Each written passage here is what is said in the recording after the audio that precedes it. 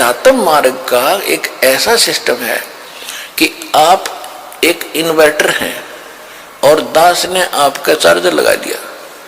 अब आपने महीने 2 महीने 6 महीने भक्ति कर ली, फिर बकाई माकर चले गए, आपके बैटरी चार्ज होगी यहाँ सत भक्ति दान धर्म करने तय। और फिर आप भक्ति भी छोड़ देते हो और इधर उधर भटकते रहते हो, फिर भी आपको कुछ ना कुछ राहत सुख और मिल रहा है। तो ये भ्रमित हो जाता है इंसान कि मैंने वो नाम भी छोड़ दिया, मैं फिर भी सुखी हूं, कोई दिक्कत नहीं। लेकिन वो बैटरी यहाँ तो एक नाम का भी जाप आपको घना सुखी कर दे, और आप तो बहुत घने कर लेते हो 2-4 महीने मत है, और सतनाम भी प्राप्त हो जाता है, फिर भी भ्रमित हो गए तो आपको और घनी हानि न होगी कि आपके पास पूंजी तो यहाँ की इकट्ठी करी हुई बैटरी चार्ज होगी 4-5-6 महीने, और आप भ्रमित होकर चले गए किसी और पंथ में, वहां सुख भी होंगे क्योंकि वो अभी बैटरी यहां से जो कमाई करी वह साथ चलेगी। तो वो आपका सबसे बड़ा दुर्भाग्य होगा, और फिर जो दुर्गति होगी।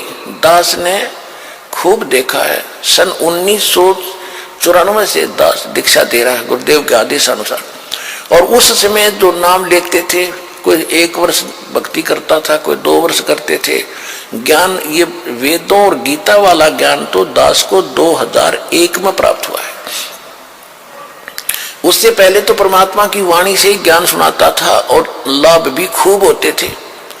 भ्रमित कर दिया उनको, वो चले गए छोड़ छाड़ के। अब दास देख रहा है कि 10-10 वर्ष में ब्रान मट्टी करवा के दुर्गति करा के वापस आने लग रहे, नाक रगड़ रहे, सर्वनाश करा लिया।